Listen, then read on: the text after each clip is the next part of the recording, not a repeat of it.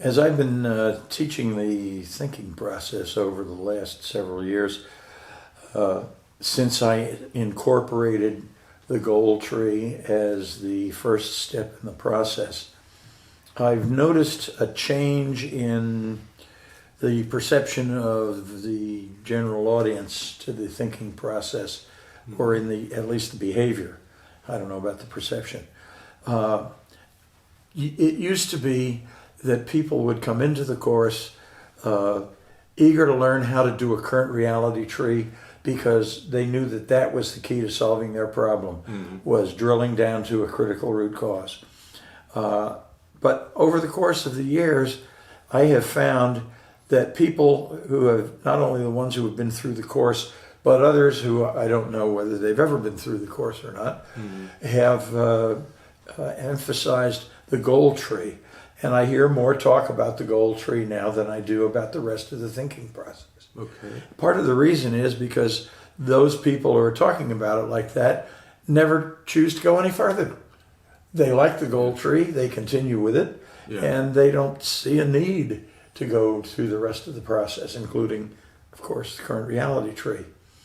I can certainly understand this. I know that when I was involved in the presentation of a problem solution to a major accounting firm, the CEO of the accounting firm looked at his goal tree, which we had constructed for them, and he said, "I've been looking for this for 25 years." So people have come to like and gravitate toward the goal tree, and less so the current reality tree.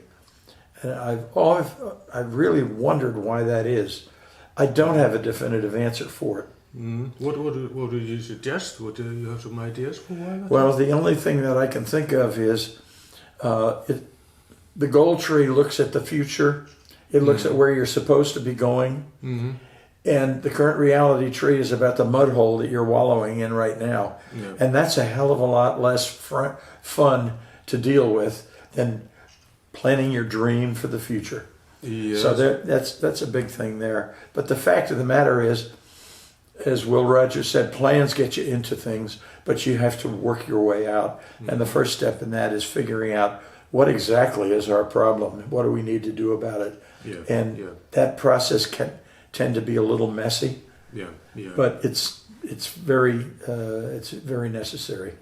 Yeah. Now, what I've found is basically that even though the current reality tree is, of course, the tool that we use to identify the most important problems and their roots, just the process of constructing the goal tree is very often very revealing to people. So they basically understand the situation they're in, the context and everything much better after they've done the goal tree. And in many cases, of course, especially if you're talking about projects, you're talking about entrepreneurs, people setting up new companies and so on, there isn't any current reality.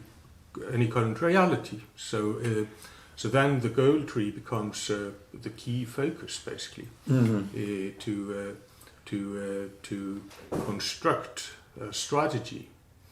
And that's actually another thing with the goal tree, that you can use it as a tool to really develop your strategy. And perhaps strategy development is often more important for people, or more interesting for people than looking at and trying to figure out the root causes and undesirable effects. I would say that it looks to be it certainly is more important for a company that is just starting up because they don't have any current reality. I think it is maybe a little bit disingenuous for people to gravitate toward it in an existing company that's in trouble for no other reason than you can talk about where you're going all day, but at some point you have to start the first step in the journey of fixing the problem and getting out of there. And eventually that's got to be the current reality tree, or something equivalent to finding out what the root cause is.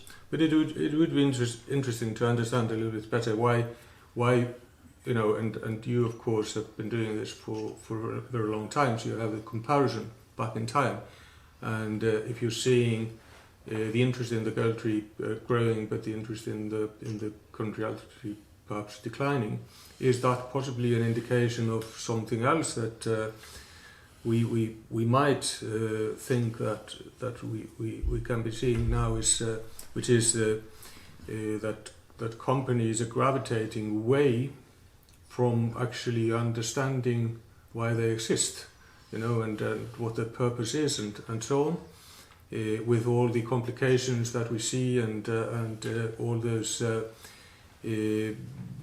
things that interfere with actually the basically the core goal of a company, which is to make money for the shareholders.